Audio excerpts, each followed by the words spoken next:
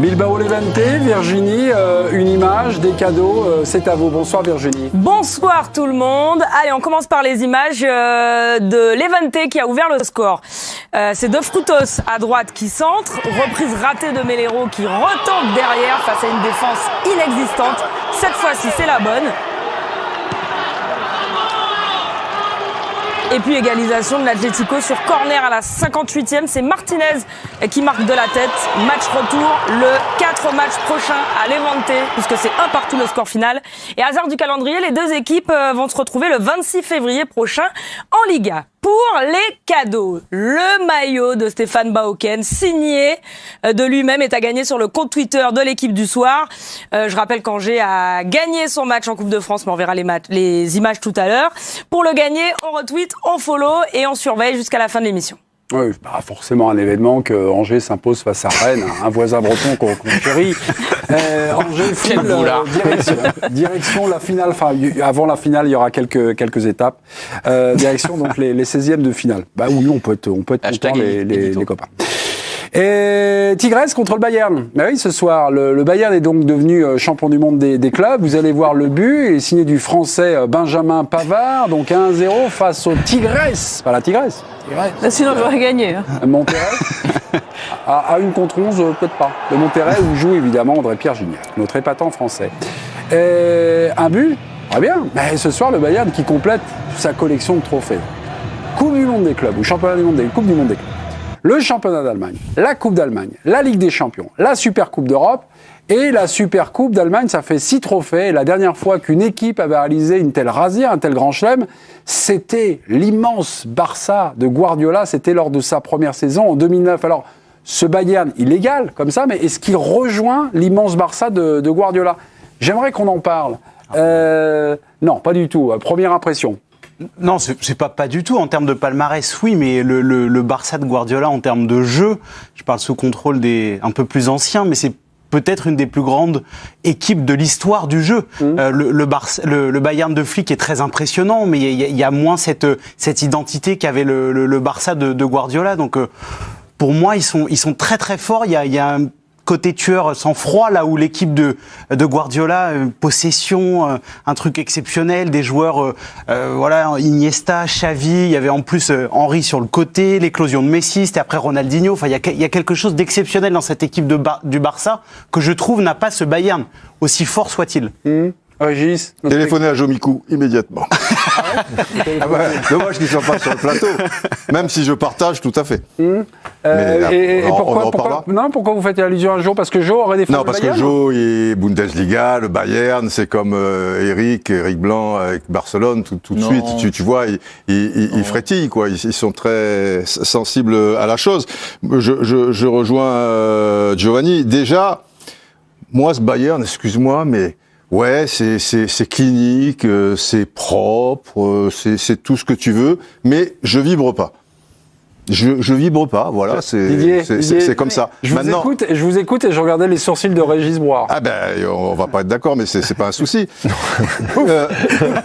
Pour ce qui est du Barcelone de Guardiola, en plus, Barcelone de Guardiola, tu as des individualités, ça compte aussi. Quand Messi fait certaines choses, quand Iniesta en fait d'autres, la science de Xavi et tout. Voilà, Kimmich par exemple, c'est l'un des milieux de terrain, fait partie du top 3 dans les milieux de terrain du monde à l'heure actuelle.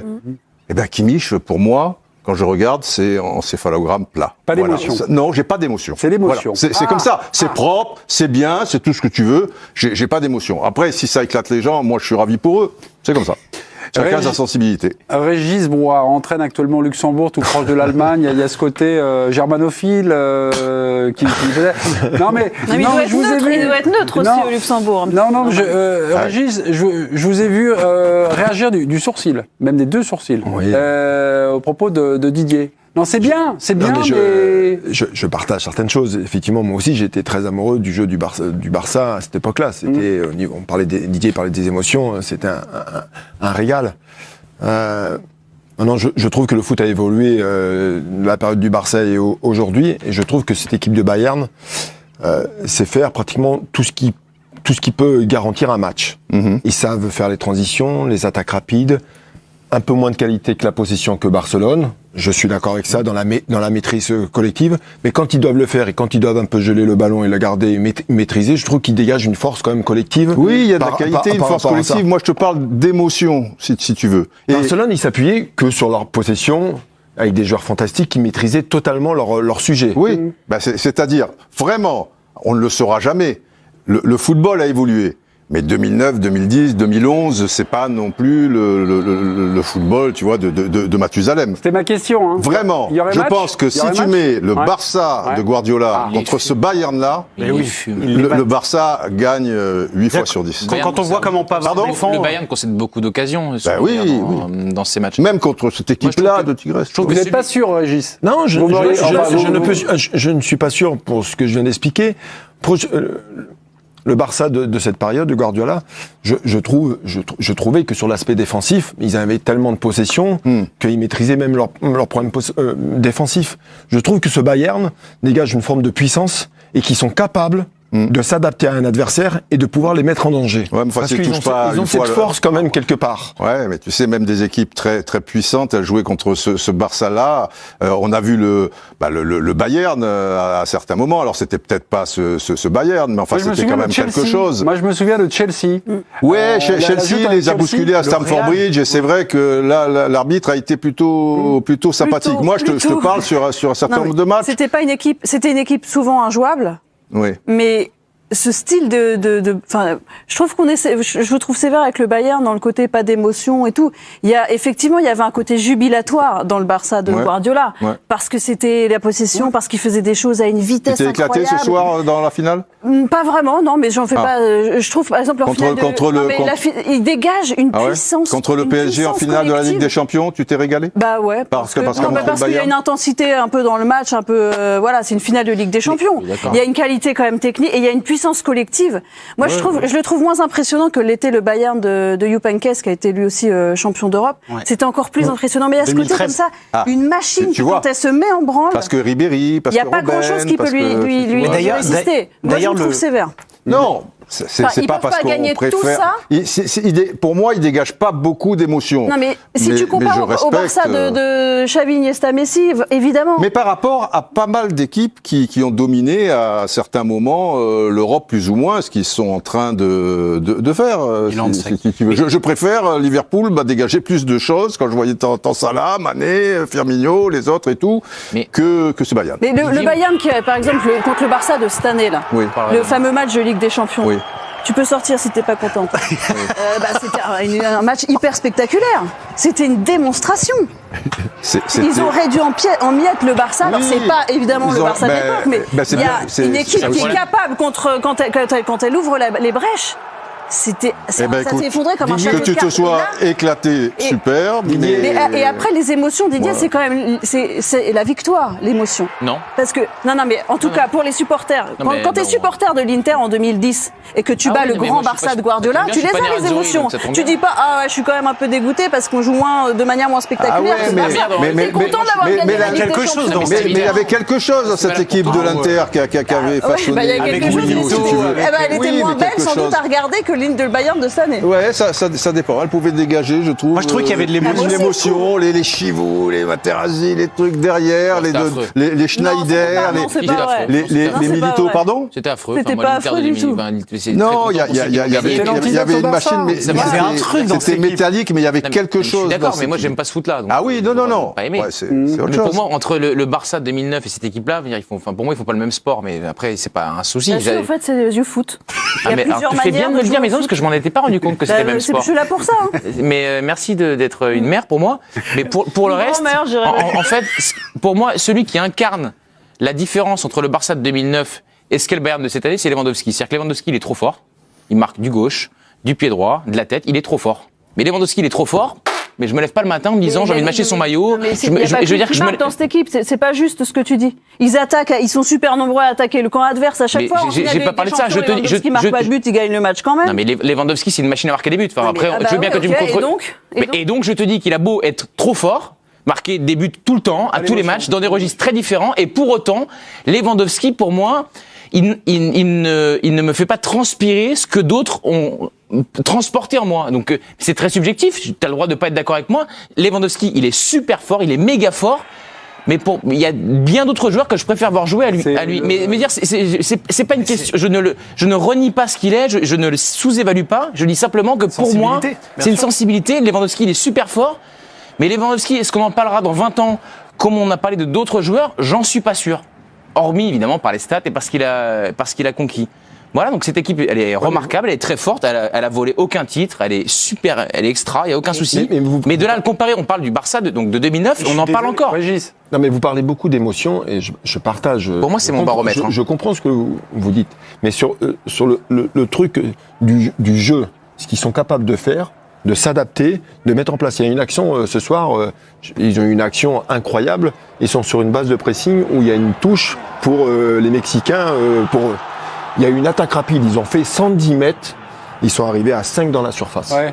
Et avec Nabri qui l'a même mal. Voilà, qui l'a même mal sur le. Oui, mais ça. Ouais, mais Régis, ça peut. Et sur le jeu, Didier, Dortmund te le faisait aussi à une époque. C'est des choses qu'on a vues. C'est un ensemble. Mais encore une fois, je ne dénigre pas le jeu du Bayern, le talent des joueurs, la force collective. C'est pas parce que je préfère le Barça que je trouve horrible. Absolument. Mais et pour moi, il manque une émotion particulière. Juste, en début de discussion, on avait un peu lancé le match. Sur un match, vous voyez qui vous avez dit, Bertrand, avec la prudence qui vous caractérise, Barça, il est fume. Le Barça, c'est en 2009. On est en 2021. Non, c'est le truc de le foot a changé. Mais parce que ça, je comprends pas. Quand on me dit le foot a changé, expliquez-moi en quoi le foot a changé. Expliquez-moi en quoi. Non, mais je quitte le plateau. Non mais Bertrand, j'ai commencé juste à évoquer une hypothèse. Je n'ai pas formulé mon hypothèse. Ça va être le nouveau gag, ça. Je suis très navré de susciter dans nos crispations cette émission. Quelqu'un, je me retirais de moi-même. Mais pour le coup, si on me mais vraiment, très sérieusement, si quelqu'un peut m'expliquer en quoi l'équipe de 2009 ne serait pas appliquée au foot de 2021, expliquez-moi en quoi le foot a changé. Je reviens sur ça. Justement, la fin de la génération des Xavi, Iniesta a mis un petit peu entre parenthèses où la domination du football de possession. Il y a un football qui a émergé. Vous l'avez rappelé, Didier, avec le sacre de Liverpool sur de l'attaque très rapide, enfin un football un peu au chaos. Le Bayern est capable de composer ça. Oui. Est-ce que aujourd'hui, finalement, avec 11 ans plus tard, avec le développement du physique, des athlètes, ça progresse et tout ça, est-ce que malgré tout, le Bayern battrait le Barça? Mais je voulais juste, je trouve qu'on se trompe sur le Barça en disant c'est que de la possession. Souvenez-vous des séquences de pressing haut. Oui, beaucoup. Du Barça, c'était hallucinant. C'est eux qui ont initié aussi cette histoire. C'était le Milan AC de Saki avant. Exactement. Après, les choses ont évolué. Mais le Bayern a ça aussi. Le Barça, dans cette histoire de récupérer haut et tac, te mettre des attaques. Quand on parle du Barça de Guardiola, on dit toujours la possession. Mais le truc le plus fort, et il y a un match qui était fabuleux pour ça, c'est le 5-0 face au Real Madrid, cette capacité qu'ils avaient de récupérer très haut et justement d'avoir des attaques rapides, ces changements de rythme entre les phases de possession et d'aller chercher haut sur les transitions rapides, c'était exceptionnel. Donc, qui a le meilleur pressing, en fait, finalement?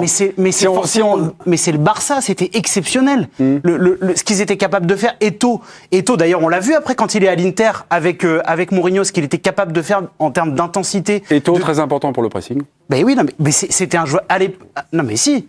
Et moi, je trouve que ce Barça-là, en termes de pressing haut, était absolument fabuleux. Sur le pressing, est-ce que c'est une manière de rentrer dans la comparaison entre le Barça et le Bayern en disant tiens, ce serait là, parce que le Bayern également, quand on dit que le Bayern broie ses adversaires, c'est également. Je ne trouve pas que le pressing du Bayern sont pénibles, soit aussi exceptionnel que celui du Milan AC de Saki, que celui dont on parle de Barcelone et que celui de Liverpool, ou en Allemagne c'était Leipzig à un moment, etc. Et tout. Je trouve que ils ont pas de failles, ils ont des tas de forces, mais c'est pas là-dessus que je situerai leur jeu. Il est moins excessif. On est d'accord. Que Barcelone. Oui.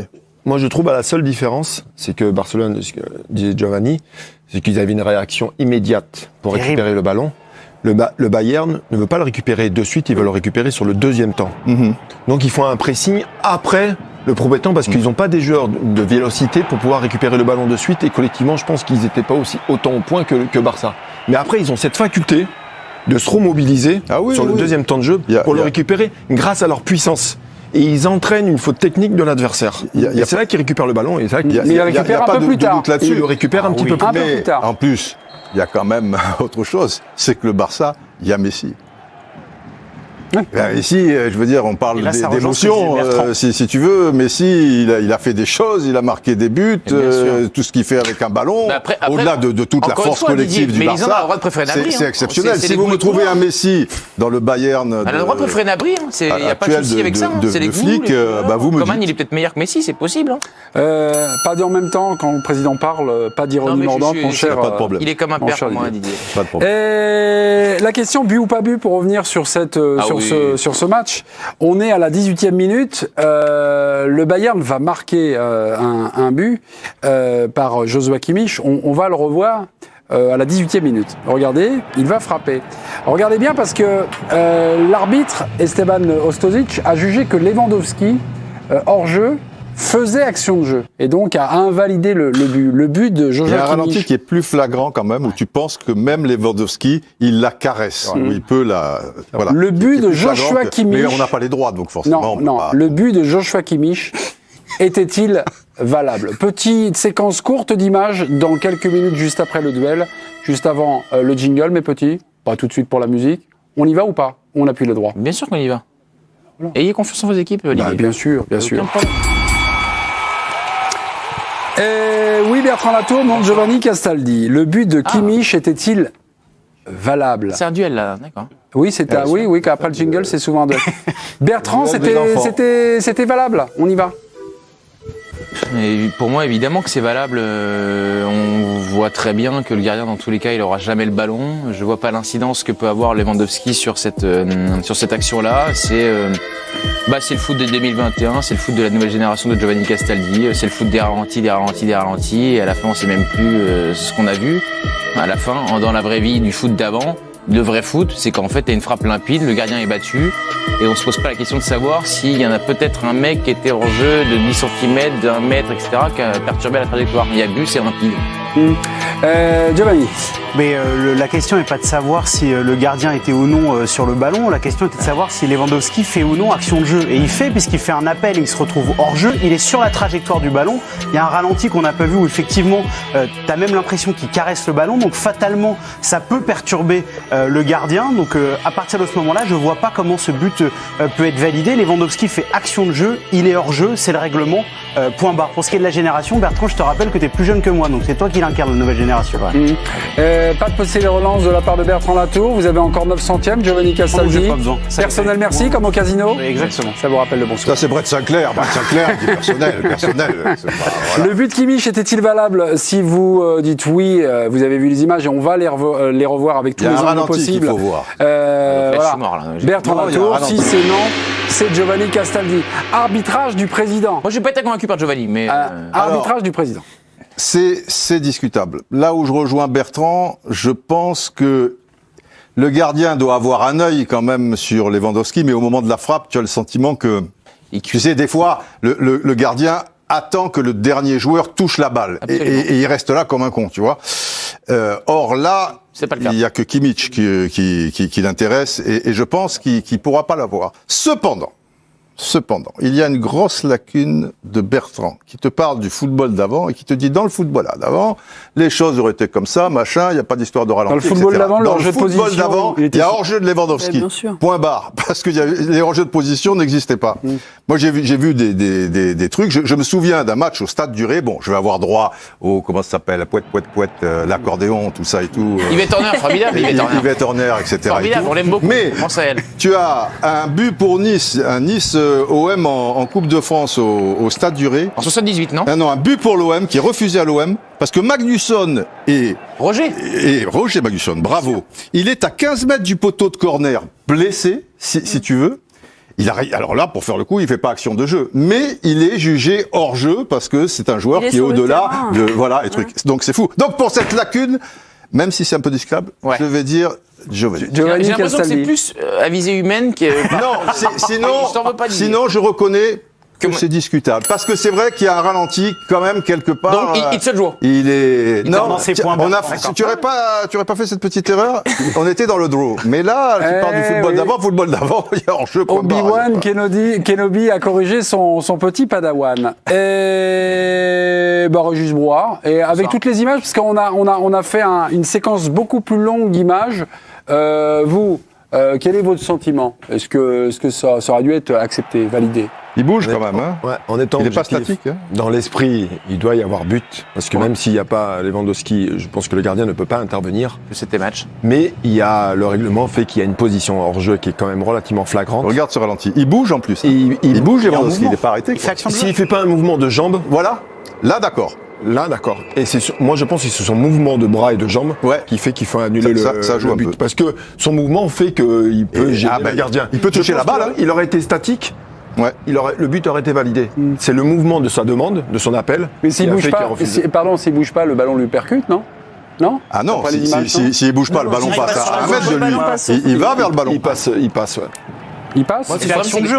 S'il bouge pas, le ballon ne touche pas. Il va vers le ballon. Sur les ralentis, vous dites tout ça. Il va vers le ballon et même il se retire. Pardon, mais il se retire parce que sinon... Non, mais parce qu'il y va au départ. Il n'est pas statique au moment de la frappe. Regarde, là, il est en mouvement. Oui. Et il avance un peu. Il se freine pour pas dévier la frappe. Voilà. Mais pardon, mais est-ce que vous pensez que Lewandowski, déjà, en regardant l'image, a une volonté de le jouer? Moi, il a plutôt une volonté, ce qui indique de se dérober. Parce qu'il sait qu'il est hors jeu et qu'il voit qu'elle est sans doute cadrée. Voilà. Sans doute. Et que s'il la touche, il se dit, ça va être refusé pour hors jeu. C'est tout à fait le poste. Il est habitué à ce genre de situation. C'est en avançant, comme le disait Bertrand. Ouais, il flirte avec le. Du coup, il se dit, si je la touche et que parce qu'il est assez nettement hors jeu, c'est pas une question d'1 millimètre et tout. Là, il est hors jeu. Et il fait action de jeu. Donc en fait, il n'y a pas but. Voilà. Et puis, s'il la touche, ça va à une telle vitesse que je suis pas sûr que ça. On peut parler pendant une demi-heure, mais il est hors jeu. C'est un excellent contrôleur des impôts. Et ça, émotionnellement, c'est très fort de la part de Lewandowski. Donc ce Bayern est très sexe. Mais c'est une équipe fantastique. C'est fantastique. Juste, on a parlé de la position de Lewandowski. Oui. Maintenant, je vous parle du gardien, l'Uruguayen, l'Argentin, Nahuel Guzman. C'est l'Uruguayen, c'était l'arbitre. Il l'aurait jamais eu, mais ça, visiblement, on s'en fout. Justement. Est-ce que lui, il l'aurait jamais eu, mais est-ce que finalement, le déplacement de Lewandowski fait qu'il doit le surveiller aussi? Ou alors là, je raconte n'importe quoi. Ah non, il est concentré sur Kimmich. Il est battu, je pense. Il y a pas de. D'accord. Là, pour moi, il y a aucun débat. Ouais. C'est pas là-dessus que ça se joue. C'est juste que Lewandowski est en mouvement. Il est hors jeu. Il fait action de jeu parce que c'est la continuité de son appel. Donc c'est le règlement. Non mais faire action de jeu, c'est avoir une influence sur le jeu, c'est avoir une influence sur le déplacement du gardien. Les gardiens, ils savent où sont les attaquants en permanence. Aussi. Et il organise ses appuis et sa position dans le but. Tu penses que ça joue là sur cette frappe? Il y a quelqu'un qui peut le dévier devant le but, donc il doit être en permanence en train de surveiller. De penser que ce genre de joueur puisse être sur le terrain, moi c'est la règle du hors-jeu de position, ça m'énerve. Ah ouais? Voilà, non, je trouve ça ridicule. Moi je suis pour le football d'avant de Didier Rousseau. Vous, c'est hors-jeu? Pour moi, c'est hors jeu. Les défenseurs s'alignent pour le mettre hors jeu, donc il influe sur toute la position de la ligne, sur celle du gardien. Enfin, et on dit, ah bah non, mais c'est comme s'il n'était pas là. Parce que la ligne de quoi? Kimmich, il a 10 mètres des défenseurs. Il s'aligne, il les met hors jeu, les défenseurs. Non, mais Lewandowski ne sert.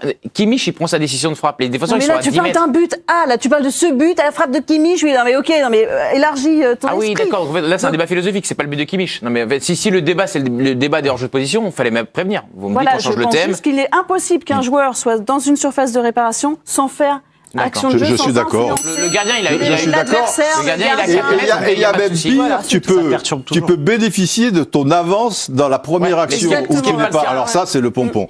Oui, effectivement, revenons à l'ancienne règle et on n'en parle plus. Revenons 30 ans en arrière. Didier, vous avez fait référence à Johan Mikou pendant le direct. Il a donné, lui, son opinion, et une opinion qui était juste avant la décision de l'arbitre. Je la connais, son opinion. Petite opinion. Écoutez, Johan, en direct. Je ne pense pas que Guzman aurait pu intervenir parce qu'il était trop loin du ballon. Donc peut-être que dans l'esprit, ils vont laisser ce but valable. Alors on va voir. S'il était à la place de Gnabry, peut-être. Mais là, à ce moment-là, peut-être que ça le perturbe. Mais je ne pense pas que même s'il n'y avait pas Lewandowski. Voilà. Non, mais après, mais. Oui, qu'est-ce qu'il y a? Jomikou, il a pas trop joué au foot, il connaît rien, donc. Ah non, mais c'est pas une question de jouer au foot parce que si on comptait vos sélections en foot, vous ne seriez pas à table. Non, il faut respecter la sensibilité des footballeurs. Le but de Joshua Kimmich était-il valable? Il y a eu un oui, donc de Bertrand, il y a eu un non de Giovanni. Et vous, chers téléspectateurs, vous partagez la sensibilité de... Ouais, c'est gagné. De Giovanni Castaldi. C'est un triomphe. C'est gagné. C'est gagné. 70 à 30. Donc, le foot d'avant... Il doit y avoir quelques anciens footballeurs. Bien sûr. Mais... Le foot d'avant, le c'est hors-jeu... Magnusson qui a voté ici. Ouais, Il se exactement. Il se souvient du stade Duré avec ce match de... Le foot d'avant, le hors-jeu de position, était tout le temps sifflé, Bertrand. Le foot que vous avez... Pas de hors-jeu de position, il y avait hors-jeu, point barre. Neymar... Forfait pour le Barça. Information donc qu'on a appris cet après-midi de Damien Degor, qui a été confirmé en fin d'après-midi par le club. On le pressentait déjà hier soir. On sentait. J'ai vu, c'était. C'est Sébastien Tarago qui a eu appelé des contacts proches du club. Remarquable. Le club était déjà extrêmement inquiet. Donc ça a été confirmé. Donc le Brésilien souffre d'une lésion à l'adducteur gauche hier. C'était lors du match Caen-Paris Saint-Germain à la 58e minute. Il est sorti à la 59e. Le club annonce la durée de son indisponibilité. Et ça sera un mois d'absence. Neymar, donc forfait pour le match aller de mardi contre le Barça et forfait vraisemblablement pour le match retour qui est prévu le 10 mars. Alors sans Neymar, Paris peut-il éliminer le Barça ? Une fada a répondu ce soir, elle a répondu oui. C'est Mélisande Gomez. Elle a une minute pour nous convaincre. Attention, le compte à rebours va arriver, va s'activer et je vous laisse face à votre public. Non, mais je vois pas trop la question. Ça veut dire que si Neymar est forfait, on arrête, on joue pas le match, ils peuvent pas se qualifier, le PSG, contre ce Barcelone-là.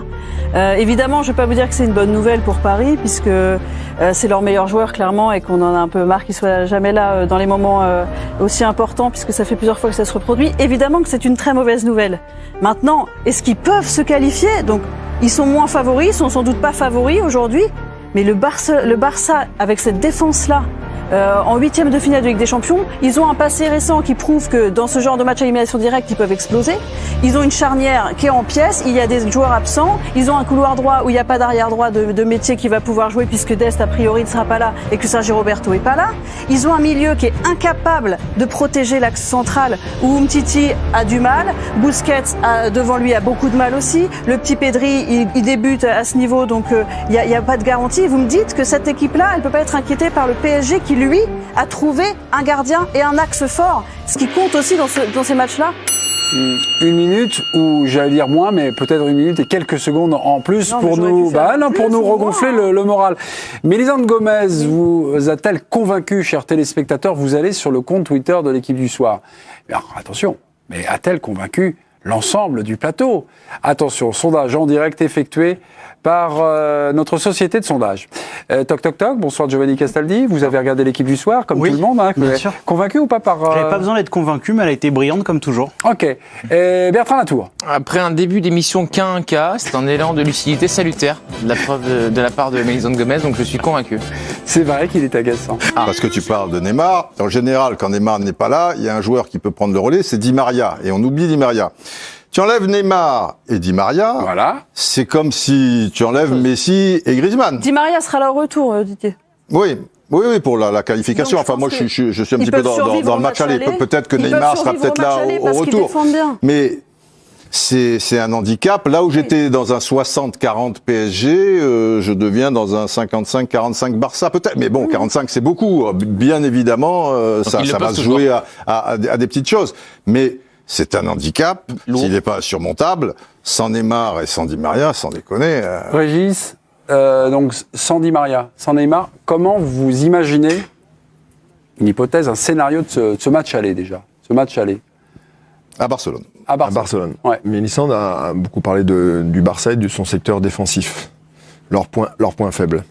Là, le secteur offensif, le point fort du PSG, va être deux absents importants. Didier a rajouté qu'il y avait Di Maria, que dans leur animation, c'est quand même les joueurs les plus influents. Les plus influents et les plus importants. Avec Mbappé. Mais, bien sûr, avec Mbappé. Si, ça gaze. Mais moi, je partage son avis. Je pense que PSG est beaucoup plus équilibré quand ils vont jouer à 3 au milieu, et que Barcelone, quelle que soit l'équipe qu'ils mettent, ils sont beaucoup moins équilibrés, et qu'à un moment ou à un autre, il va y avoir des espaces et que ça va être jouable. Il y a un problème d'équilibre collectif. Au Barça, ils sont trop souvent mis en danger. Alors Paris, on peut dire que de temps en temps, quand ils jouent pas à leur niveau, quand ils sont pas dans la haute intensité, effectivement, on l'a vu en Coupe de France 1 ou 2 fois, ils se sont quand même mis en danger, même si ça n'a pas été des grandes actions sur leur dernier match. Mais moi, je trouve, quand je regarde les deux équipes, le Barça est trop souvent mis en danger, en difficulté défensivement. À tout moment, ça peut être, ils peuvent plier. Il y a un manque de maîtrise défensive. Et Paris, même avec l'absence, alors c'était mieux avec Neymar et Di Maria, ils ont encore les atouts pour leur faire du mal. Maintenant, il faut prier pour que Navas soit là, parce que si j'ai bien compris... À chaque match suffit sa surprise, mes amis. Donc, sur les qualités et les faiblesses des uns et des autres, on voit un Paris qui serait peut-être en train de subir, grosso merdo, et qui viendrait piquer en compte. Oui. Attaque rapide. C'est à peu près ça qu'on peut imaginer ce soir à 4-5 jours. Je pense que pour le système, pour le coup, Pochettino, il en a un peu parlé. Je pense qu'il va pas changer. On va voir Marco Verratti peut-être plus haut, comme il aime bien le mettre dans le 4-2-3-1, donc dans la zone de Busquets.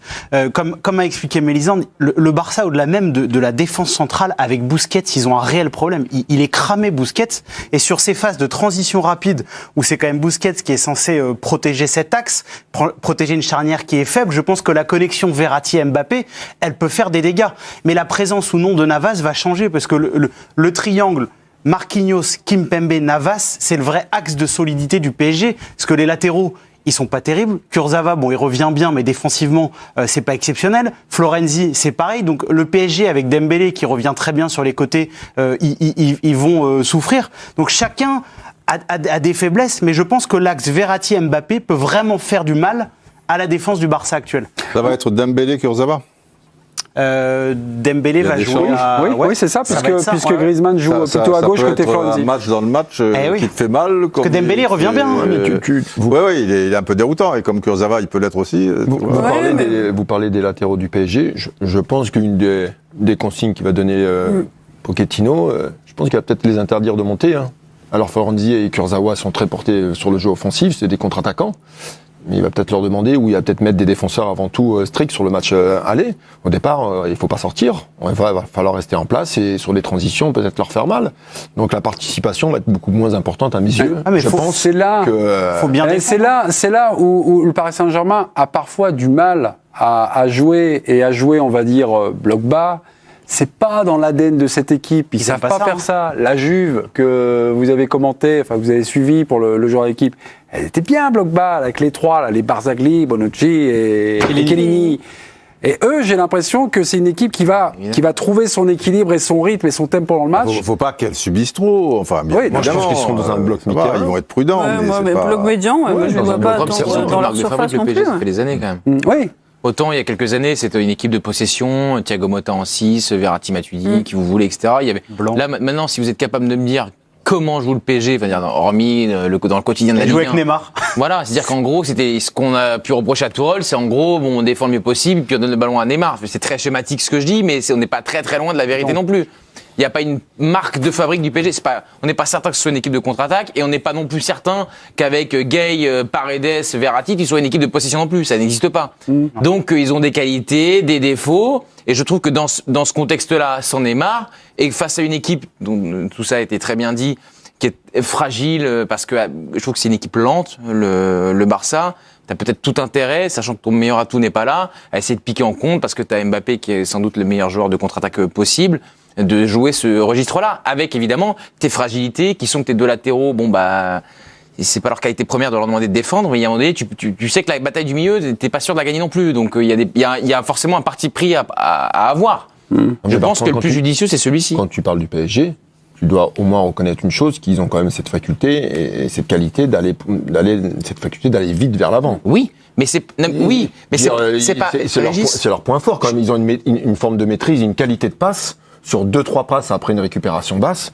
Quand ils ont de l'espace, ouais. Quand il y a de l'espace, oui. C'est une vraie qualité, ça. Oui, mais c'est pas absolument une équipe qui est capable de défendre 70% du temps et dont t'es certain que les 30%, ils vont marquer. C'est-à-dire que s'ils défendent trop, ils sont capables de prendre des buts. Parce que tes latéraux, ils sont friables, parce que pour un moment donné, au milieu de terrain, t'étais bancal. Enfin, pour moi, c'est pas une équipe qui est capable d'encaisser les coups pendant très longtemps en les subissant volontiers, en disant, CF la Juve ou l'Atlético. Quand on parle de possession, de transition, on n'est pas c'est pas une obligation de toujours défendre. Je suis d'accord avec toi. C'est pour ça qu'on défend tout le temps qu'on va faire des transitions. Bien sûr. On peut défendre d'une certaine façon à une certaine hauteur. Absolument. Et de profiter de la transition. Il y a des joueurs qui sont capables de faire des courses de 60-80 mètres et tu peux faire une transition sur des courses de 30 mètres. Sauf qu'avec cette équipe-là, tu peux difficilement défendre haut, puisque très souvent des attaquants, c'est quand même pas les plus grands acharné à du cause travail défensif. oui. Donc ça, tu peux pas trop le faire non plus, puisque quand Neymar il est pas là, mais Icardi d'ailleurs. Voir s'il choisit des profils comme Sarabia, Keane et qui se prive de Icardi. Johan Laporta avait parlé dans le journal L'Équipe, il n'y a pas si longtemps que ça, c'était à la fin du mois, c'était le 30 janvier dernier. Il mettait une petite quiche sur le Paris Saint-Germain, là, coupable de draguer Messi. On aime bien les dragueurs. Autre chose, Johan Laporta, candidat à la présidence du FC Barcelone et ancien président. Peut-être que les forces en présence sont plus équilibrées désormais. Il y a quelques années, l'écart était sans doute plus important. C'est à l'époque où il y avait encore Neymar. Évidemment, il n'avait pas connaissance de surfait. Il faut tout de même souligner qu'ils n'ont toujours pas rempli leurs objectifs en Europe. Psychologiquement, je pense que cela peut jouer en faveur du Barça. On a parlé du mécano, on a parlé des forces en présence, mais le fait pour Paris de retrouver le Barça au Camp Nou, est-ce qu'il y a une donnée également et sans Neymar, est-ce qu'il y a une donnée psychologique aussi qu'on doit évoquer? Déjà, il y a pas de public. Ouais. Donc c'est un Barça, tu vois, un stade vide. C'est le match aller. On peut supposer que c'est un poil plus rassurant. C'est le match aller. C'est une équipe, qui n'a pas rempli ses objectifs, mais qui a terminé en finale de la Ligue des Champions, la compétition où le Barça en a pris 8. Et il y a plein de joueurs qui ne l'ont pas vécu. Donc essentiel. Oui, il commence à y avoir un certain nombre de joueurs qui l'ont pas vécu, puisque Thiago Silva c'est fini, puisque Marquinhos, Kurzawa, Draxler, mais il sera sur le banc, Cavani. Parce que Mbappé l'a pas vécu, Gay l'a pas vécu, Paredes l'a pas vécu. Verratti, il y en a 3, quoi. Sarabia l'a pas vécu. À un moment donné, il va falloir qu'on arrête, nous aussi, bien sûr, de réveiller toujours le spectre de la remontada. Pourquoi ? Mais parce que ça commence à dater, et les plus ridicules en Ligue des Champions depuis, c'est pas le PSG qui vient de faire une finale. Alors c'était le Final 8, c'était un et au niveau schéma remontada, ils ont. Mais le Barça, la remontada, c'est dans l'autre sens. Depuis plusieurs saisons, ils ont pris des tôles phénoménales, et pas une seule fois. 3 fois. Et contre des équipes, la Roma, c'était pas. Donc, je pense que psychologiquement, s'il y a une équipe qui doit se poser des questions actuellement sur les phases d'élimination directe en Ligue des Champions, c'est pas forcément le PSG. Enfin, lui, il est dans son rôle. Oui, mais il est dans son rôle.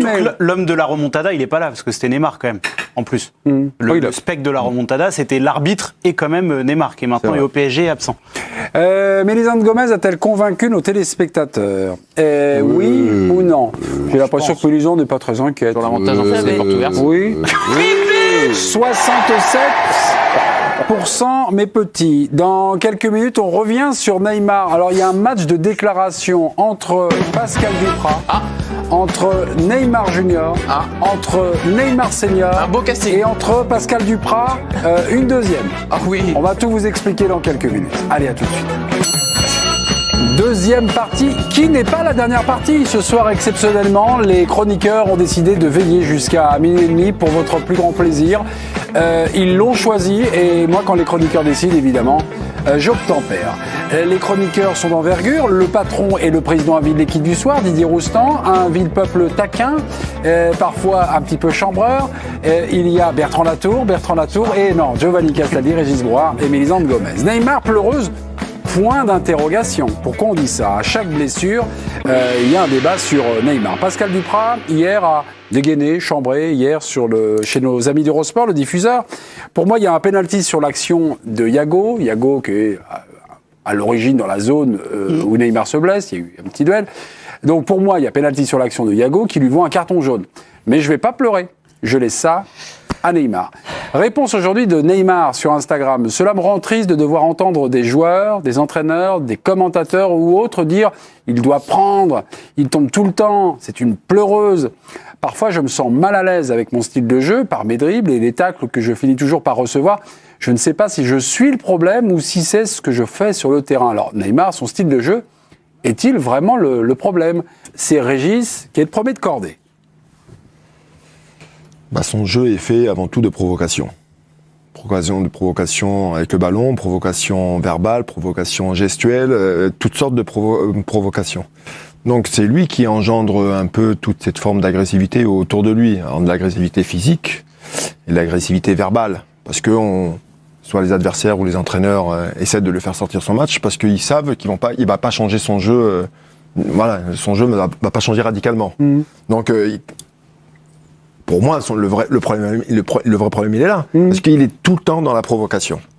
Donc, à partir du moment où vous provoquez, il y a automatiquement réaction derrière. Parce que les gens, ils vont se défendre. Ils veulent se protéger. Et, voilà, donc, Pour moi, c'est son vrai problème. Ok. Régis, vous avez allumé le débat. J'ai vu Giovanni qui disait non. Non, parce qu'en fait, je trouve que Régis, pour le coup, mélange deux choses. Son jeu est fait de provocation par le dribble. Je pense pas que ça soit ça le problème. C'est pas le jeu le problème, c'est son attitude. C'est le fait qu'il aille tout le temps voir l'arbitre. C'est le fait que par moments il puisse être arrogant. Mais ça, c'est pas le jeu. C'est le comportement. Mais non, c'est pas son style de jeu. Ça fait partie du jeu, Giovanni. C'est sa personnalité. Je pense que c'est le côté humain plus qui dérange, le côté il pleure, il se plaint plus que la provocation par le dribble. Qui pleure, moi je dirais pas qu'il pleure. Parfois il chouine un peu, toujours aller voir l'arbitre. Dès qu'il est en défense, non mais c'est pas que de la, il pleure pas. Il est dans la provoque tout le temps. Moi, il chouine auprès de l'arbitre tout le temps. Oui, aussi. Mais hier, par exemple, il vient mettre un taquet il va mettre un tampon à Yago au poteau de corner en début de match. Ouais. Gratuit. Il est d'ailleurs la faute est sifflée. Pourquoi il fait ça? Voilà, parce que voilà. Donc évidemment que derrière, le gars en face, comme il avait fait avec Dubois, il était insupportable avec Dubois. Oui, bien sûr. Pendant la mi-temps et que je te raccompagne au vestiaire. Non mais évidemment que quand on se comporte comme ça. Il y a une réaction de l'adversaire, c'est humain. Oui, mais Mélis, alors, à la fois, le gars qui dribble, moi, le comportement. Tu me parles de jeu, de dribble. Messi, il n'arrête pas de, enfin, peut-être moins maintenant, mais le grand Messi, on l'a vu jouer pendant 15 ans, il a pris combien de coups, Messi? Est-ce qu'on l'a vu une fois insulter un mec, provoquer un mec, aller mettre une semelle à un mec, se plaindre auprès de l'arbitre? Jamais. Quand il prend un coup, il se relève. Oui, mais Mélis, ça donne raison à ce que je te dis, c'est le comportement, c'est pas le style de dribbleur. C'est pas ça qui pose problème, c'est pas son style de jeu. Mais son jeu, c'est aussi la provoque autrement que par le dribble. Tu vois, c'est une espèce d'attitude générale.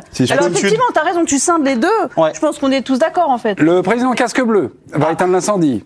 Non, il n'y a pas d'incendie. Si je peux me permettre, mais j'avais déjà expliqué ça sur le plateau, mais je dois mal m'exprimer. Les gens, tout de suite, vont me dire, mais alors, il n'a pas le droit de dribbler, il n'a pas le droit de ceci, il a pas... Non, au contraire, et qu'il en fasse. Je trouve que, dans son jeu,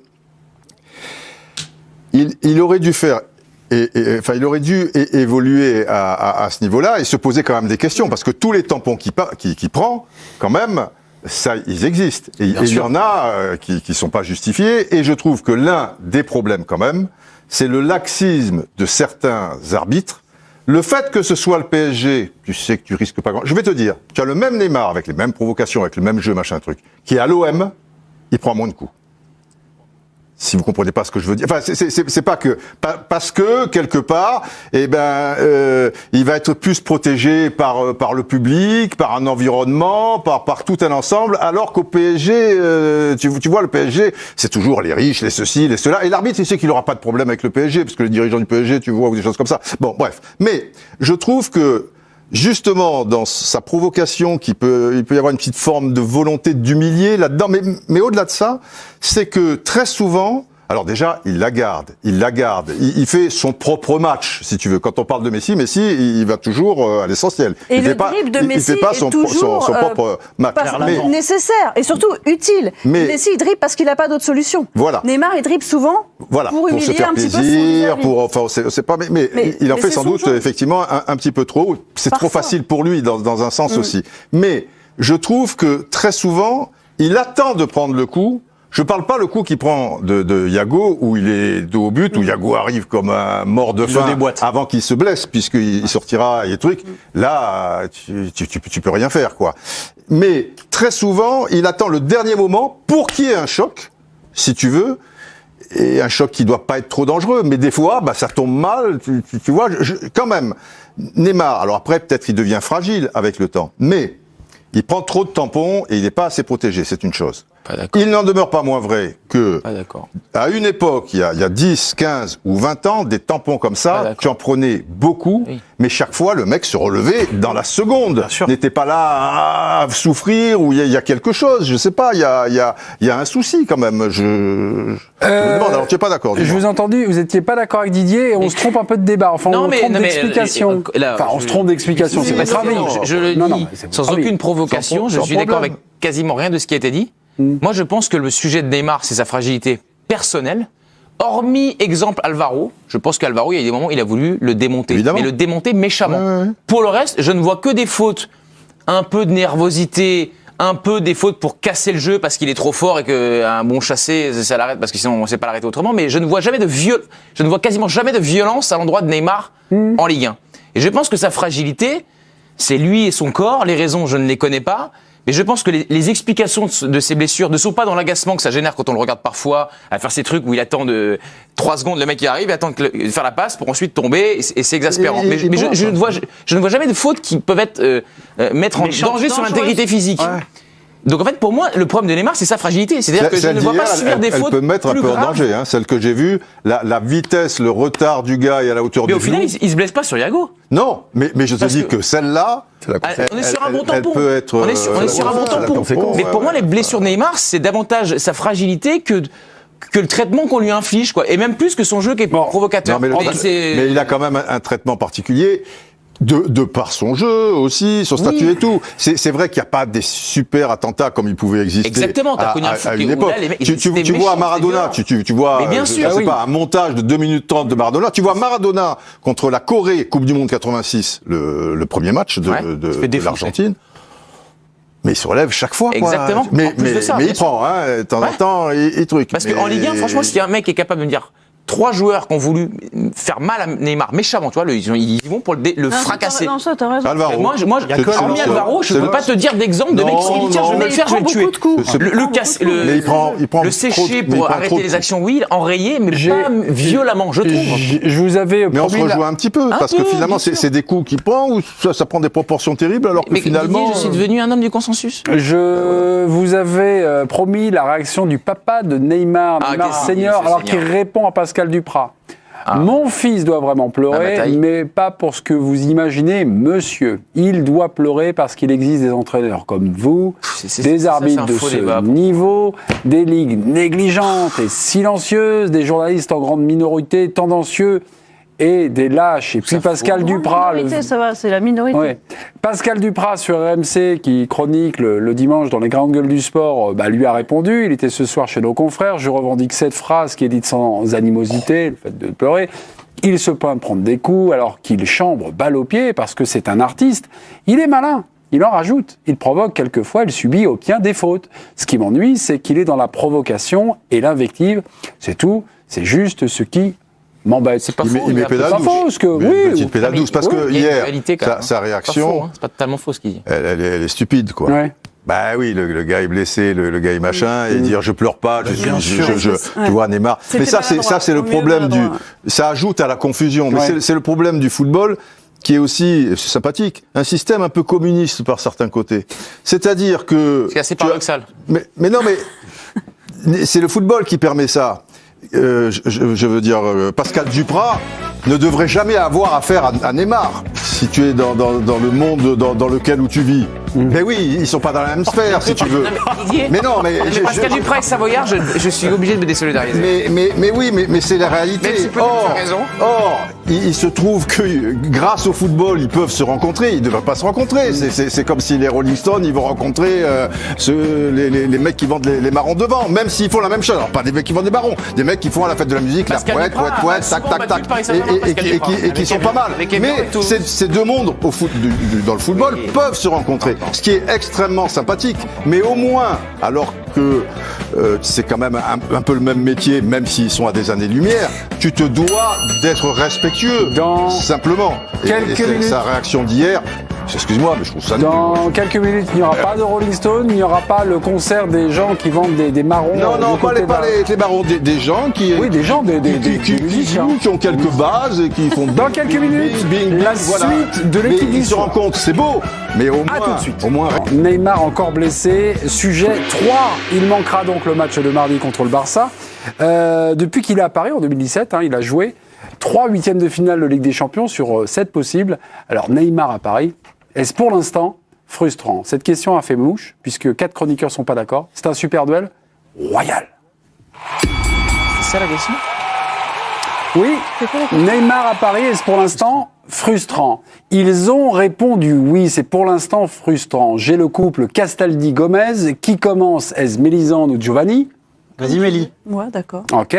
Et non, pour l'instant, ce n'est pas frustrant. J'ai le couple Brouard-Latour. Qui commence? Régis ou Bertrand? Ce sera l'expertise et l'expérience de Régis Brouard, et le reste, les miettes me suffiront. D'accord, très bien. Et oui, Mélisande, c'est pour l'instant frustrant. Pourquoi? Vous avez à peu près une trentaine de secondes. Bien sûr que c'est frustrant parce que le PSG a pas dépensé 220 millions d'euros sur Neymar pour le voir se blesser juste avant des huitièmes de finale. Avec Barcelone, il a disputé 100% des matchs à élimination directe en Ligue des Champions en étant souvent décisif. Avec le PSG, il en a disputé 60% seulement.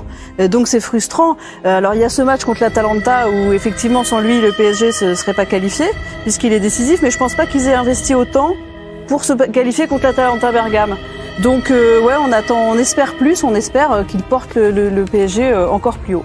Pour l'instant, non, c'est pas frustrant, Régis. Non, mais si on parle d'argent, moi j'ai envie de parler de talent et de ce qu'il nous produit comme une émotion.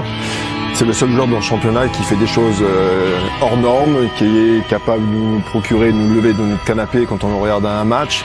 Alors effectivement, de temps en temps, il peut nous énerver sur son comportement, d'exagérer au moins ses chutes ou la provocation, mais moi, ce que je ressens sur l'aspect football, ça reste quelque chose d'exceptionnel et extraordinaire. C'est simplement un régal à le voir évoluer. Oui, vous êtes frustré un peu, oui. Giovanni Castaldi. Mélie a parlé du sportif. Il y a aussi, je trouve, pas mal de polémiques qui ont accompagné le passage pour l'instant de Neymar au Paris Saint-Germain. Il y a le faux départ à Barcelone, les embrouilles avec les supporters, les graves blessures. Tu as l'impression que le meilleur de Neymar est quelque part un petit peu resté par moment à Barcelone et qu'il n'est pas totalement arrivé à Paris. Donc tu as l'impression que cette histoire d'amour a jamais vraiment commencé, même si là elle commençait. C'est un peu frustrant.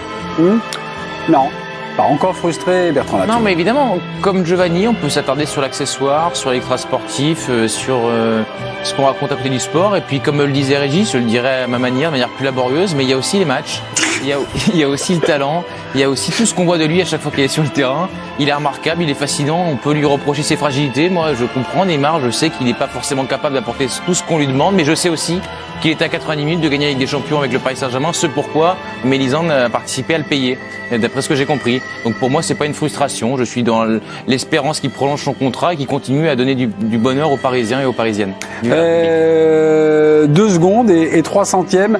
Mélisande a un drôle de regard lorsqu'elle a écouté Bertrand. Je ne sais pas si en 2 secondes vous pouvez lui régler son compte. Non, mais ils sont mignons à faire les bisounours comme si l'argent ne comptait pas dans le football. C'est émouvant, c'est émouvant. Ok. On est des philanthropes, que veux-tu ? Oui, ils sont un peu frustrés pour l'instant. Giovanni Castaldi et Mélisande Gomez. Non, Régis et Bertrand ne sont pas frustrés. Leur credo, c'est évidemment le plaisir. Compte Twitter de l'équipe du soir. L'important, c'est le plaisir. C'est pas l'idée qui va dire compte Twitter de l'équipe du soir. Quitte le plateau. Le président. Je me fous l'argent, les histoires extra-sportives, de côté. L'anniversaire, le ceci. Mais il est quand même frustré. Il veut revenir à Barcelone, oui, finalement non. Il est quand même frustré. Mais frustré. Je suis un petit peu frustré parce qu'il a un tel talent et ce talent, évidemment, c'est pas pour le voir. Je veux pas être désagréable vis-à-vis de certains clubs de Ligue 1, donc je vais pas les citer, mais c'est pas dans ces matchs-là que je veux le voir. Je sais qu'il a ça, et je sais aussi qu'il est capable de produire ça dans des matchs contre le Real Madrid, contre le Bayern, contre plein de choses. Et le fait que chaque fois, les huitièmes de finale, tu vois, il joue le premier match au Real, ça se goupille mal, tu perds 3-1 sur les 10 dernières minutes, mais tu faisais quelque chose qui était bien. Après une première mi-temps compliquée, il se blesse, c'est la vie, je lui en veux pas. Mais du coup, ça te frustre, parce que tu te dis, tiens, avec lui au retour, peut-être, faut gagner 2-0, est-ce que tu peux, est-ce que ceci, cela. L'année d'après, boum, rebelote. Et c'est malheureux, parce que ces blessures-là, voilà, c'est comme ça. Est-ce qu'il a une responsabilité par rapport à son hygiène de vie, des trucs? Moi, je vis pas avec lui, hein, j'en sais rien. Mais je me dis, il y a du gâchis quelque part, et je souhaite aussi qu'il prolonge et que ça se passe mieux, qu'il puisse vous êtes déroutant. Ce talent. Pourquoi déroutant? Non, vous êtes déroutant. Bertrand Latour. Oui, dites-moi, Olivier. Ben non, vous êtes déroutant parce que on vous a quitté avant la publicité. On parle de Neymar, la pleureuse. Oui. Vous me dites finalement c'est pas ça. Finalement c'est sa fragilité. Comment se fait-il qu'il se blesse tout le temps? Moi, je pensais, je vous attendais au tournant. Oui. Il a joué quand même seulement 3 huitièmes de finale de Ligue des Champions sur 7. Neymar a manqué... Et donc 3 sur 8, finalement, puisqu'il va louper... vraisemblablement, oui. Bah, on espère qu'il soit vite remis. Peut-être mais 4 voilà, sur 9, voilà. mais peut-être 3 sur 9. Neymar a manqué, depuis qu'il a signé au Paris Saint-Germain, 74 matchs. Oui. Est-ce que ça... c'est pas gênant. Et vous n'êtes pas, dites pas merde. Et en plus, on veut bien l'avoir contre Nîmes, mais ce qu'on espère, c'est de l'avoir face au Barça. Je suis d'accord avec vous. Sur Bayern, enfin voilà, pas les grands matchs. Défendre de cette accusation d'Olivier Ménard. Vous pouvez reprocher à Neymar d'être ce qu'il est. Mais auquel cas, fallait pas le prendre. Mais non, mais mais il n'était pas.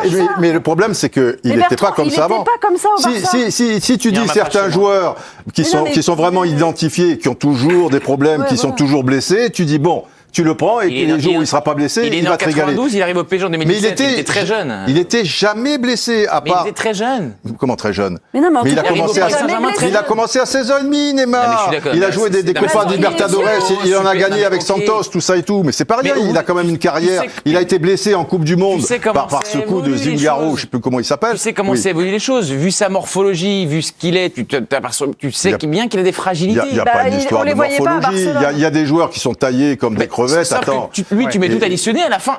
On est d'accord qu'il est fragile. Force est de constater que maintenant, je trouve qu'il l'est de plus en plus. Oui. Est-ce qu'on est certain qu'il met tout en œuvre pour ne pas l'être? Non. On peut se poser la question. Je vais même te répondre non, à ta place. Donc, mais si tu veux un mec qui est un moine, tu prends Cristiano Ronaldo. Et puis c'est réglé l'histoire.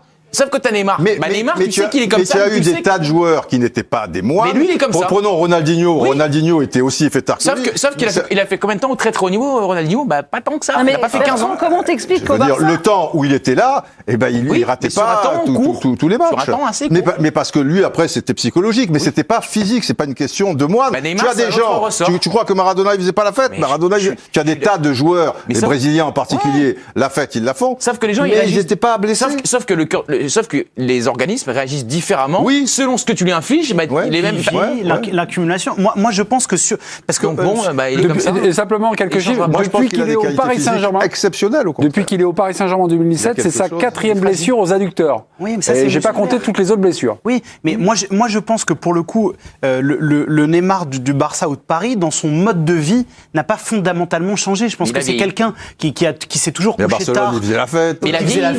Mais sauf qu'il a vieilli depuis. Je pense que l'accumulation des choses fait qu'aujourd'hui, il ne récupère plus de la même manière. On ne peut pas lui reprocher les 2 blessures au pied parce que c'est des fractures et ça, il n'y a aucun souci. Mais la surmultiplication des blessures musculaires, c'est le fait qu'il y a un manque de sommeil. Il ne fait pas tout en œuvre pour musculairement se protéger comme un homme de 29 ans, ce qu'il n'était pas quand il était à Barcelone. Donc c'est assez frustrant. Quand il est arrivé à Paris, je te mets mon billet, que tu n'as pas dit... Mon Dieu, quel talent, mais alors il va jouer un match sur 3, des choses comme ça, c'est des événements qui ont fait. Donc c'est frustrant de découvrir ça, on l'a découvert. Mon avis au tien, c'était pas encore possible pour moi, mais peut-être l'aurais-je dit, et d'ailleurs ce qu'a dit Neymar la semaine passée à 7-8, il a dit, écoutez, moi je suis comme si, je sors, machin, je changerai jamais. Donc, il a pas envie de changer, donc c'est... Mais tu as des tas de joueurs qui... Mais oui, mais sauf que... évidemment, il y a plein de mecs qui sortaient, machin, truc, et ils étaient jamais blessés. Puis t'en as aussi, ils sortent, puis ils se pètent. Il y en a d'autres au PSG. Donc, s'il décide de jamais changer, les conséquences, à chaque fois, ce sera les mêmes. Donc, tu reconnais que c'est un peu frustrant. Mais non, puisque je ne peux pas puisque c'est eux, en fait. C'est ça que je veux dire. Ah non, mais je lui demande pas de changer de vie, moi. Quand il est arrivé au PSG, l'idée, c'était qu'il soit Ballon d'Or. On est d'accord là-dessus? On l'a tous dit? Tu l'as dit aussi? Il voulait gagner le Ballon d'Or. On l'a tous dit, en cœur. Voilà. Donc, le Ballon d'Or, il est confisqué depuis longtemps par Messi et Ronaldo. Messi et Ronaldo, ils sont pas blessés. Mais bien sûr, mais parce que c'est pas les mêmes hommes, quoi. Voilà, c'est peut-être pas les mêmes hommes, c'est peut-être pas les mêmes joueurs. On n'est pas là pour juger, mais si tu veux te hisser à ces hauteurs-là, ça demande des choses dans ta vie professionnelle et que peut-être lui, finalement, il ne deviendra jamais à cette hauteur-là. Virginie, c'est effectivement très frustrant quand on voit le talent qu'il a sur un terrain. Oui, mais c'est comme si Ben Arfa, il avait été plus cadré, plus ci, plus machin, il a fait une meilleure carrière. Mais oui, il a pas. Mais ça peut être frustrant aussi quand tu vois le talent de Ben Arfa. Mais il est comme il est. C'est un peu ce que j'ai. C'est frustrant. On n'est pas si en désaccord que ça à la fin. Virginie, un petit mot sur les blessures de Neymar en infographie, c'est ça? Oui, parce que le Parisien a fait une petite infographie. Regardez, on va se connecter à la tablette, qui est pas mal faite, avec blessure aux adducteurs droits, à la cuisse droite en 2018, cheville droite en 2019, fracture d'un métatarse en 2018, pied droit en 2017, on a les adducteurs gauche en 2020, la cuisse gauche en 2017, la cuisse gauche en 2020. Enfin voilà quoi. On a toutes les blessures de Neymar regroupées sur cette infographie. Je trouve que c'est assez parlant. Finalement, c'est l'homme qui valait 3 milliards, quoi. Exactement. Paris n'a pas gagné la Ligue des Champions, encore, avec lui. Mais Paris, avec lui, a rallié pour la première fois de son histoire la finale de la Ligue des Champions. Ça, c'est un argument. Avec lui, Paris a progressé. C'est-à-dire qu'on se dit quand même que tout ce qu'ils ont gagné avec lui, il l'aurait gagné sans lui. Sauf effectivement cette finale de Ligue des Champions. Parce que je pense que tout le reste, il l'aurait gagné sans lui.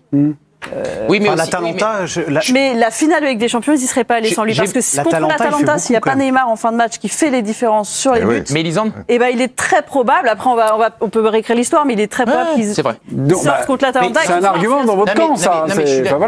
Non, mais j'entends ce que dit Mélisande, sincèrement. Moi, je vous dis aussi que si Neymar il devait se barrer devant du PSG, j'ai envie de lui dire merci. Toutes les conneries, tout ce qu'on veut, tout ce qui est insupportable. Mais à la fin, franchement, maintenant, depuis quelques temps, j'ai la chance de pouvoir aller au match. Chaque fois que je joue il y a parfois des matchs où je me dis, je suis content de aller voir le PSG parce qu'il y a Neymar. Il me fait kiffer. C'est top de voir jouer Neymar. Et il y a une magie dans ses pieds que je retrouve dans peu de joueurs de cette époque-là. Il y a une magie, mais même si c'est PSG Başakşehir, j'étais au stade et je l'ai dit, il va lui mettre le petit pont. Pam, il a mis tac, Lucarne. Mais ok, mais on s'en fout peut-être. Il a un talent inouï. Mais ça, dans le quotidien, il y a 60 matchs dans l'année. Évidemment, il n'y a pas que des demi-finales de Ligue des Champions, il n'y a pas que des finales, et à la fin, tu payes une blinde pour ça. Mais c'est tellement un bonheur au quotidien, mais ça compte quand même. Et pour ça, je trouve ça rajoute de la frustration. Parce que j'entends ce que tu dis. Parce qu'en fait, tout ce que tu vois là, moi, juste sur le Final 8, le Final 8 m'a frustré, puisqu'on a parlé des blessures. Et tu te dis, si ce gars-là, ce que Didier évoquait, le retour au Real, parce qu'on l'a vu, à l'aller face à Dortmund, la seule fois où il est là, à l'aller, ils perdent. Au retour, il est là. Et ça change tout parce que dans beaucoup de matchs, il a été quand même décisif, notamment à Naples, contre Liverpool, je veux dire au Parc, etc. Quand il est là, c'est sûr que. Et tout ça, quand tu vois ce qu'il est capable de faire au Final 8, tu te dis s'il l'avait eu les 2 saisons d'avant, t'aurais eu un gain de temps terrible. Et tout ça n'est que frustrant. Et ce qu'il a fait. C'est formidable. C'est vrai qu'il y a eu des matchs même un peu mineurs ou pas forcément, des fois contre Lyon, contre l'OM ou des choses comme ça et tout. Et on a vu des choses magistrales. Et merci. Mais tu peux pas t'empêcher de te dire, putain, voilà, tu aurais voulu plus et un petit peu dans des matchs à plus fort enjeu, voilà. Juste la course à l'armement chez les gros clubs, est-ce que ça rend la Ligue des Champions un objectif ultime? La gagner et aller loin? Est-ce que là aussi, aujourd'hui, notre lecture d'une saison, titres nationaux, la fameuse Coupe de la Ligue qui n'existe plus, la Coupe de France, ça devient des choses un peu subalternes et si... Ça dépend. Pour le PSG en France, oui. À l'étranger, je veux dire, la Première Ligue, il faut la gagner. En France, c'est vrai que vu l'effectif du PSG et les autres clubs, il y a un tel écart qu'on se dit que c'est un minimum syndical, alors que c'est sans doute un peu difficile parce que les matchs, il faut quand même les gagner. En plus, là, c'est une saison particulière, on le voit. Donc, on est sans doute un peu trop sévère avec eux, mais il y a un tel gap que... Après, on peut pas non plus dire, si tu gagnes pas la Ligue des Champions, ta saison est un échec. Parce que, justement, il y a plein de candidats possibles. Il y a des effectifs qui sont tous à un niveau extraordinaire. Et du coup, c'est pas parce que tu vas perdre la finale que, ça y est, t'as fait une saison pourrie. Enfin, et ça s'est joué à un but, quand même, la saison. C'est pas qu'en France, je trouve. Parce que, en Allemagne, on a longtemps reproché à Guardiola, on a dit, il a raté, au Bayern parce qu'il a pas gagné la Ligue des Champions. Souvent, on peut faire des débats et ça prend même sur notre plateau. Et même quand on parle de Guardiola à Manchester City, les 2 saisons qu'il fait en Première Ligue. Il a pas encore gagné avec des champions. On te dit toujours, Guardiola, je veux bien meilleur entraîneur, etc. Mais il a pas gagné la Champions. Donc, la grille de lecture, c'est pas qu'en France, c'est partout. La Juve, ils ont pris Ronaldo, pas pour gagner la Serie A, qui gagnait depuis des années. C'est pour la Ligue des Champions, c'est pas qu'en France, c'est partout en Europe. Non, la Ligue des Champions vampirise tout, et beaucoup trop. Parce que c'est vrai, Guardiola, en plus, il fait 3 demi-finales. Avec le Bayern, à chaque fois en demi. Et il a révolutionné le football allemand, qui en a beaucoup profité aussi par rapport à l'équipe nationale. Fantastique. Enfin, il a fait beaucoup de choses. Mais quand on voit juste Kimmich aujourd'hui, voilà. On peut pas dire que Guardiola au Bayern, il n'a rien apporté. Il y a des joueurs qui aujourd'hui... Il fait progresser les joueurs. Pour le coup, c'est vraiment un entraîneur qui fait progresser les joueurs. Neymar forfait, êtes-vous très inquiet pour Paris en Ligue des Champions? On va boucler la boucle. On avait commencé par la minute pour convaincre en disant que Paris pouvait se qualifier sans Neymar, mais on a voulu également demander aux téléspectateurs, Neymar forfait, êtes-vous très inquiet pour Paris en Ligue des Champions? Le sondage du soir avec vous, Virginie.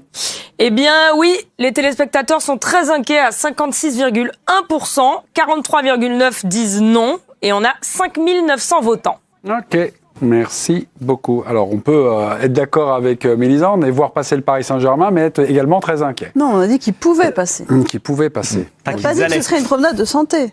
Ok. Le résultat du super duel entre les amoureux du beau geste, hein, c'est Bien ça, sûr, Régis, peut-être face au comptable, mais... et Gomez Castaldi, voilà. Une société régie par l'argent. Voilà, 81%. Non, c'est pas une société. On a gagné en beauté. Ouais. Je mérite un petit bomber sans cadeau. Un petit cadeau? Un petit. J'ai plus rien. Un tout petit? Je peux plus faire de cadeaux. Oui, quelques infos en bref à présent, Virginie, avec des résultats de Cup. Avant les résultats de Cup, on a Payet qui est suspendu 2 matchs par la commission de discipline de la LFP après son exclusion lors de la défaite 2-0 face à Paris. Alors il n'a déjà pas joué contre Auxerre en Coupe de France. Il ratera donc la prochaine rencontre à Bordeaux et sera de retour pour la réception de Nice le 17 février prochain. En revanche, info l'équipe. Aucune sanction disciplinaire ne sera prononcée par l'UEFA contre l'arbitre Sébastien Coltescu, accusé d'avoir tenu des propos racistes lors de l'affiche de Ligue des Champions entre le PSG et l'Istanbul Başakşehir. L'enquêteur n'a rien trouvé de probant, c'est à la commission de discipline de trancher désormais. Oui, ça sera la commission de discipline. Pour l'instant, il n'y a pas encore de sanction, mais l'enquête a indiqué que Sébastien Coltescu, pardonnez-moi, le 4e arbitre du match, n'avait pas tenu de propos à connotation raciste. Commentaire, Bertrand? Le commentaire, à l'heure où on se parle, c'est qu'il y a quand même une très grande différence entre le traitement médiatique que ce monsieur a pu subir et ce qui potentiellement va advenir. Donc potentiellement, c'est quand même fâcheux. C'est-à-dire que c'est pas une anecdote dans la vie de ce monsieur quand même. Donc moi, j'en sais rien, j'étais pas sur le terrain, mais s'il y a une enquête, les gens sont sans doute mieux renseignés que nous. Et à la fin, au final, il était coupable d'office. Et si tu l'es pas du tout parce que potentiellement t'as rien dit ou moi ça me gêne en fait. Dans la soirée, je me souviens, Didier était là. Mais Didier, il a mangé chaud pour avoir dit un peu ce qui est devenu. Enfin, c'est pas pour cirer les bobs. Mais franchement, c'est moi qui ai fait l'enquête. On avait pris juste un peu de distance, par cette formule, en disant est-ce que c'est discriminé? Voilà, est-ce que désigner? Il avait dit le noir, voilà, et le négro, ce qui avait d'ailleurs provoqué un quiproquo. Alors ça, c'était autre chose. Non, mais mais le joueur a cru qu'il était en train de se faire traiter de négro. Il a entendu le nègre pour cause, parce que c'est négro. Et c'était juste. Il y a eu une grande confusion, et après, bon. Voilà. Juste, est-ce que vous pensez que l'UEFA va juger les faits ou va trancher, va juger aussi sur le retentissement de l'affaire? Parce que finalement, les joueurs qui n'ont pas su, mais se sont montrés solidaires, simplement pour juger les faits, mais parce que le retentissement, il a eu lieu, puisque comme Bertrand l'a dit, il y a eu médiatiquement, ça a été très présent, le match s'est arrêté. Je pense que là, l'UEFA va enquêter sur les faits de manière très factuelle. Entre guillemets, l'exemple a été fait, puisque les joueurs sont sortis du terrain et la rencontre ne s'est pas déroulée. Donc maintenant, il est temps de juger factuellement ce qui s'est passé. C'est ce que l'UEFA fait pour l'instant. Disons que c'était une grande avancée que le football s'empare de ce sujet du racisme et qu'il puisse dire non à ça parce que c'est admissible. Mais souhaitons, et visiblement on est loin d'être certain, que ce ne soit pas arrivé le jour où peut-être c'était pas justifié. C'est ça en fait le truc. Il semblerait. Mais voilà, c'est ça moi qui me dérange. En fait, c'est évidemment que c'est nécessaire et que c'est sans doute, c'est absolument la bonne réaction à avoir. Et elle n'arrivait jamais. Mais sauf que si c'est arrivé le jour où peut-être c'était pas justifié, c'est pas une anecdote dans la vie de ce monsieur en fait. C'est juste ça. Mais voilà. Après, pas vous dire mieux. Après, quoi qu'il arrive, de désigner quelqu'un par sa couleur, nous sommes absolument d'accord. On ne le fait pas. Donc nous sommes absolument d'accord. Après que lui dise, quand j'ai employé ce terme, je ne voulais pas être raciste. Oui, je voulais pas discriminer, je voulais désigner. C'est quelque chose qui, dans sa ligne de défense, peut s'entendre et doit s'entendre également. Merci Virginie. Comboiré contre Domenech. Au lendemain du limogeage de Raymond Domenech, le FC Nantes de Valdemarquita tente l'électrochoc Antoine Comboiré pour sauver le FC Nantes actuellement 18e de Ligue 1 et donc barragiste. Comboiré, est-ce mieux que Domenech pour sauver le FC Nantes? Habillage à l'américaine ou plus simplement à la nantaise? Et on y va. Nous pensons que Antoine a le profil parfait pour répondre présent à cette mission qui est une mission maintien. Un meneur d'hommes, quelqu'un qui aime le club, qui a des valeurs. Il répond parfaitement au cahier des charges qu'on s'était fixé pour reprendre l'équipe. C'est-à-dire que c'est quelqu'un avec du caractère, avec de la personnalité. Ça va être un leader parfait pour les joueurs. Donc les joueurs se remettent en question, bien évidemment, mais je pense que le rôle du coach est aussi important. Et on est certain qu'Antoine répond à ces critères-là. Voilà, pour Franquita, Comboiré, c'est bien mieux évidemment que Domenech pour sauver le FC Nantes.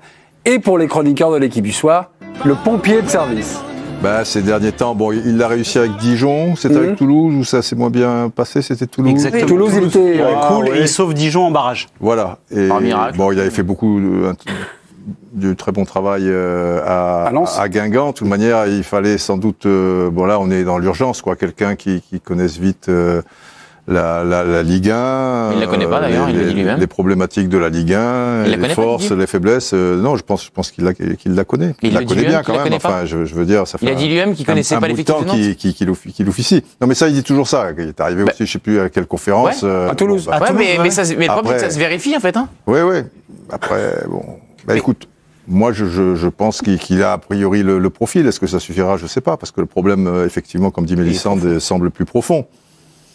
Maintenant, qu'est-ce qu'il y avait comme choix? Je ne sais pas. Pompier de service, est-ce que c'est être guerrier, en fait? Parce qu'on vous avait écouté Franquita au début. Voilà, l'attachement au club, le côté, l'état d'esprit, le côté un peu, on la change bien. C'est des mots, tu vois. Oui, non, c'est des mots, mais qui ont fait choisir Antoine Comboiré. C'est évident que Raymond Domenech leur a pas dit, les gars, faut de l'état d'esprit, faut se sauver, etc. Il a forcément dit ça à un moment, Raymond Domenech. Moi, il y a un truc que je trouve hallucinant, c'est en termes de timing. C'est-à-dire que tu prends Domenech pour 6 mois, parce que tu as besoin d'un pompier, tu as besoin de te sauver. La situation ne va pas. Et tu vires Domenech pour reprendre un autre pompier. Pourquoi t'as pas pris Comboiré directement? C'est quoi l'intérêt de faire ça? Pour abîmer encore plus un groupe qui était déjà abîmé. Médiatiquement, tu as rajouté quelque chose. Quand tu sais que tu prends Raymond Domenech, tu sais à quoi tu t'exposes, aux critiques, à son passif. Donc tu as rajouté quelque chose de lourd autour du contexte nantais qui était déjà difficile pour s'en séparer. Après, et nommer un autre pompier. Je pense qu'après, ils n'ont pas le même mode de management. Mais d'accord, mais dans ce cas-là, mais Comboiré tout de suite. Moi, ça n'a aucun sens. C'est-à-dire que moi, des dernières expériences que j'ai entendues d'Antoine Comboiré pour des joueurs qui l'ont eu dans le vestiaire, visiblement, il est très loin de l'image qu'il dégage, en fait. Mais qui d'ailleurs transpire un peu en conférence de presse. C'est que c'est-à-dire qu'il est en décalage. On a fait un petit truc. Il est plus dedans. On a fait un petit truc. Paul Giffard, donc l'un de nos journalistes qui prépare l'émission, a regardé la conférence de presse. C'est un truc de fou. Et a vu des contradictions entre la com de Franquita, le directeur général, et la com, ou parfois des réactions comme ça un peu spontanées d'Antoine Comboiré. Regardez. Moi, je pense qu'Antoine est le profil idéal. Et le profil idéal, on aime le club, tout comme Antoine, d'ailleurs, il vous en parlera. J'ai jamais rêvé d'entraîner Nantes.